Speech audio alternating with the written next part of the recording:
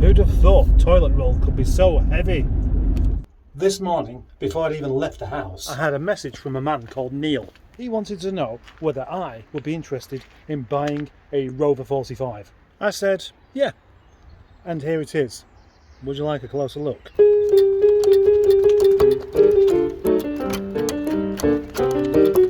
we go. That's a quick look at it. Would you like a more detailed look at it? Should I tell you about this car? Yeah. Why don't I do that? I'm going to tell you about it right now. I have just driven this car back from Stockport, which isn't a million miles away. It's about 30 miles away. And it went without any kind of problems. Drives perfectly okay. Almost perfectly okay. There were no problems at all. None. No problems. Almost no problems. There's virtually nothing wrong with the journey home. I would describe this car as cosmetically challenged. If we look really closely, we can see this car needs a jolly good wash. Look, there's green stuff growing in all the crevices everywhere, and the paint is really rough. Oh, that's rough. Oh, yes. Oh, treat me rough, treat me rough. Whoa! More green stuff, sandy stuff, just developing everywhere. This car has not been washed really for quite a while, I don't think. That's brilliant. I like that kind of thing because I can fix that.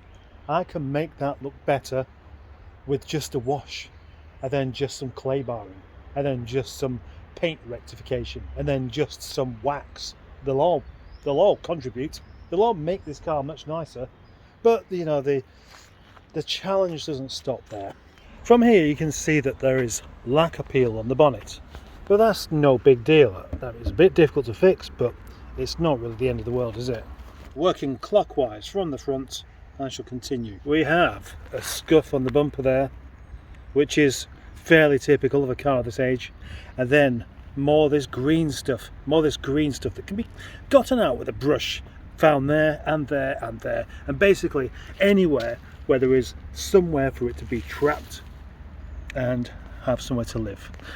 But then again, even on the bonnet there, you can see it's full of little dots here. Good start, eh? Driver's side front wing has had, well, bit of paint put on it, which could be rectified, but it also has a bit of a dent there as well, so that's a bit more rectification than just that. So it needs some paint. And of course, to continue the theme of green stuff knocking about, we have it there and there as well. Then we move on to the mirror, which has a slight scuff on it, no big deal. And then this door appears to be quite good. And then this door appears to be quite good, except for all the green bits along there. The wheels so far are just dirty. But then we come to the worst bit. Something has created an impact on the back there. You can see, look, the paint flaking off. There appears to be even a bit of a crack there, and then even more cracks and a bit of a dent there, and unfortunately it's even gone onto the boot as well. But besides that, it's fine. It still all lines up. It opens, it closes, it's not damp in the back. Obviously we have some more green stuff hidden away here as well, around there, in the filler flap. This quarter's fine. Tiny dent there, no big deal. What about the roof? Well, the roof's all okay. Oh, tiny dent there, full of more green stuff as well. Let's keep the green stuff up. Then this door looks fine, except for a slight nudge there. Same with that one, another slight nudge, but otherwise quite straight. And what do you think so far, eh? Oh, I haven't finished, have I? Yeah, the near side wing also appears to have some of the, well, wrong colour put on it. Looks like primer to me. It's not rusty, it's just primer. That wants painting. Oh, and there's some more green stuff here.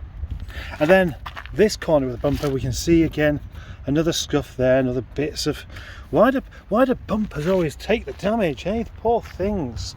There's some more green stuff there as well. So, as I say, cosmetically challenged, but still a car, and still a perfectly good usable car with plenty of MOT on it. 290 days MOT.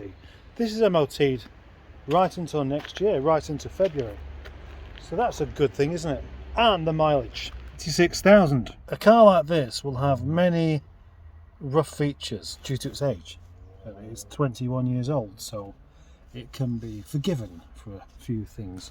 This car was just used as the previous owner's daily driver for 10 years almost, so it served him well. And not only that, he said it's never ever broken down. Isn't that fantastic and unusual? But it shouldn't be, really. He said to me that it's never broken down, but he did have the alternator replaced. So the alternator had failed, but he realised it had failed, and rather than driving it around until the thing gave up and left him stranded at the side of the road, he replaced it with a new one. That's the sensible thing to do. If you know your Rovers, you'll spot easily enough. Look, this is a pre-Project Drive car, which means it has the wood bits, it has the carpet, it has the more comfortable seats, it has that, and it has the saggy headlining, which is standard on nearly all 45s, isn't it? It is, honestly. You're supposed to have a saggy headlining, otherwise you must be in a different car. It is going to need quite a bit of a clean-up, inside and out, but that's great. That's the kind of thing I like doing. Into the boot, where we find it is dry and dry. It's all rather, well, sort of honest. The word is honest I'm looking for under here. No part of this car has been tarted up in order to make a sale. None at all. And that's a good thing. So the engine bay is all lovely and honestly dirty, which is what I like to see. Although this car has suffered quite a bit with whatever it's suffering with, the owner, previous owner, was very insistent on selling it to me because he knew that I would do something to look after it, make sure it ends up in safe hands. Even these examples that look unloved still can be. That's the thing. It's still, the chap had it for such a long time and he's had to let it go for health reasons, and I'm going to make it into a nice car again. As long as this car is mechanically sound, then it's going to have a nice future. Because anything cosmetic I wouldn't say deal with professionally, but I daren't say anything of the sort. But what I will say is I can make some things look a bit better with a bit more work, and that's what I shall do. But the other question is, how does it drive?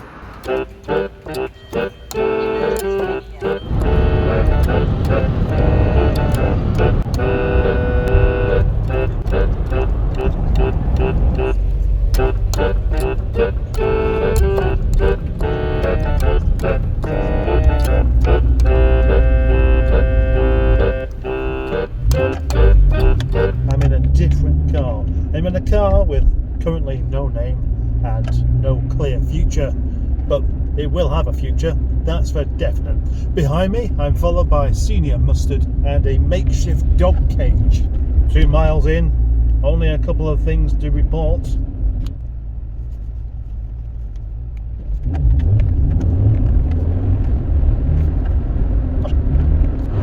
$60 miles per hour on the M60. Faults to notice so far. Lots of wind noise coming from that window. The seal's not as it should be, and it needs a jolly good clean up. It needs a jolly good bit of TLC, as they say. What does TLC stand for? Toby's Lucky Charm. Also at fault, my navigation skills. Coming out of Stockport, for some reason I took a wrong turn. I wasn't paying enough attention, and that meant that I had to put the sat-nav on because I didn't really know where I was going. So it took me all around the houses to join the M60. So that probably added another 10 minutes to the journey. Nice. More proof as far as I'm concerned that multitasking doesn't work. Normally I'm quite comfortable finding my way around. I drove a car long before sat-navs were about, so it should be easy. But then again, get me talking on camera and I can't even find my way out of Stockport. Disgraceful. Back to the car though. It drives, perfectly well. There's a couple of little loose sounding bits here and there, which obviously I'll have to investigate, but you know, I'm going along at 70 miles per hour here, and it's nice and straight, not wandering around anywhere. It's just that noise going on from the window which I can fix. Oh gosh, what's that? That says MG on the back. Oh, that's strange. Now that I've got this car back, I'm going to just have another little sort of test of a couple of things, because, well, basically it's fine on the motorway, but what about on, you know, the kind of speed bumps and stuff like that? Will it show up anything that is untoward? No clonk there. Listen to the engine. Engine sounds sweet. No clonk there. Full lock gives you a slight crunch on one of the drive shafts. I say one of them, it is the driver's side drive shaft, showing a bit of clonkety ronkety. It's not unusual really to have drive shaft noises on an old car like this. It's doing alright actually. It does seem to drive well. It seems to be mechanically sound. That's the bit I'm interested in. Normally I slow down quite a lot for speed ups, but that one I went over at 20 miles per hour just to see if it showed anything up. I've got to do it slowly. No, it's fine. And what do we have up here? Look, look, look!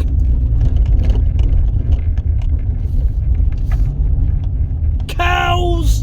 Oh, hello cows! Moo-moos! This is quite an uncomfortable surface actually. I've driven up here for ages. It's nice, isn't it? I am occasionally hearing something a bit knocky. I think there might be a slightly loose drop link on the front or something. But it's not very consistent, that's the thing. Whilst I'm waiting for this van to come down, I may as well also tell you that the top of the gear knob is missing. Oh, no. Oh, you arsehole. I thought he was thanking me, but he wasn't. He was just up there with his phone like that. He probably didn't even notice I'd stopped for him. And now there's a truck coming down as well. The eye level brake light is missing as well. Piffling matters really. It's all the little niggly bits here and there. All the kind of things that happen with a car when it's been. Oh gosh, that's a big speed hump.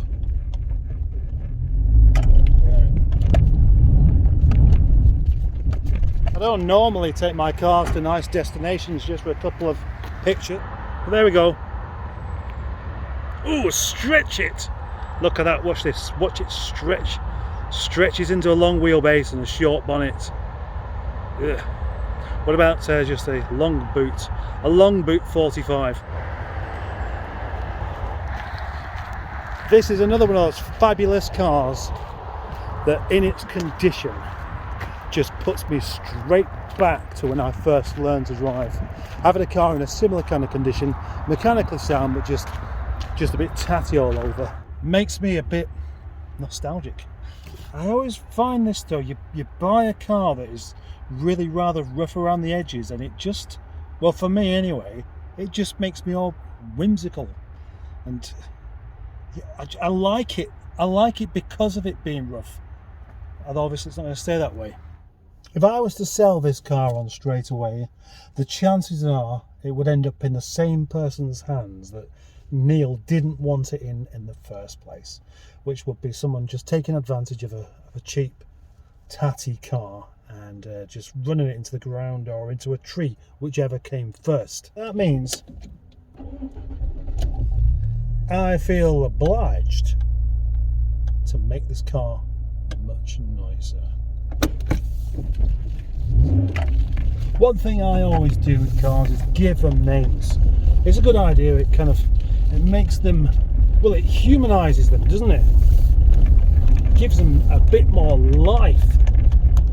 And straight away I have a name for this car, and there's a couple of links that you just have to pay attention to understand. Yeah, I'm going to call this car Ralf. Nearly 10 years ago I won a Rover 45 diesel on eBay that was the same colour as this one, and my only way of getting it at the time was to go and ride my bike to collect it. This was in the summer and it was a sweltering hot day, and I had 43 miles to ride on my bike from Rochdale to Nantwich, or Northwich. It was Northwich actually, and I got there absolutely drenched. First thing I did was flick on the aircon button and it worked. Brilliant.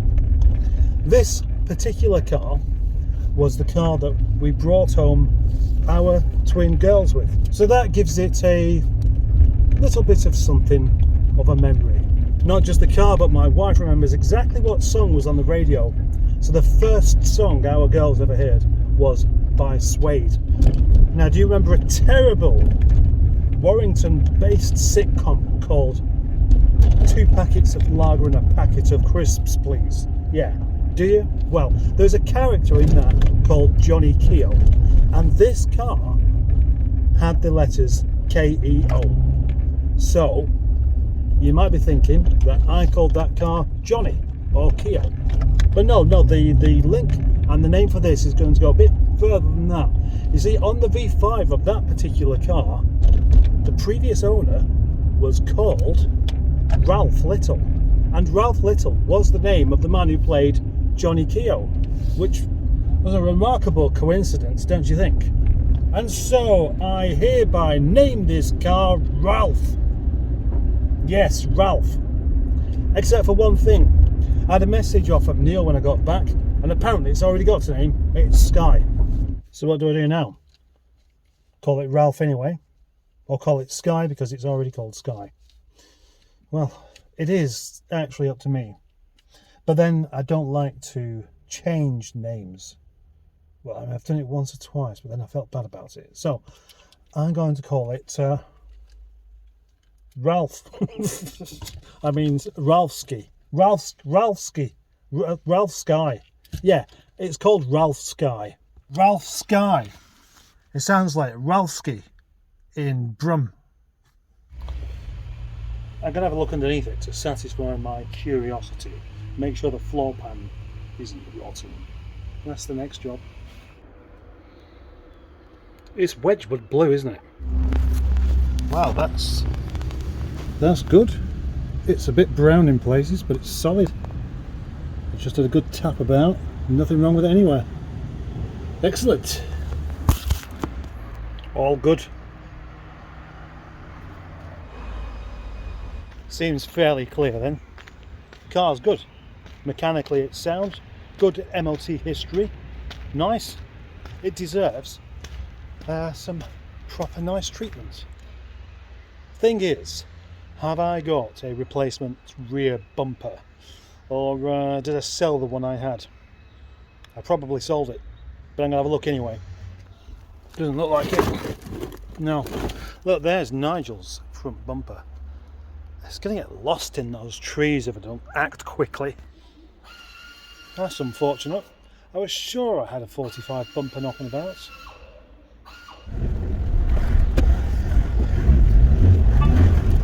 Just in case there's any level of confusion whatsoever, this is the end of the video.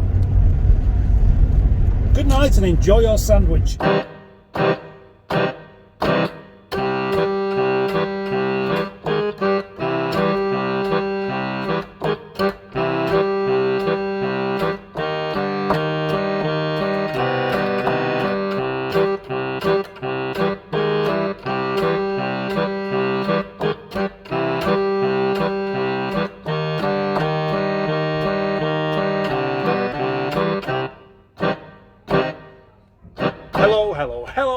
Hello. Feeling very positive today. Yes, really in the mood for some good work today.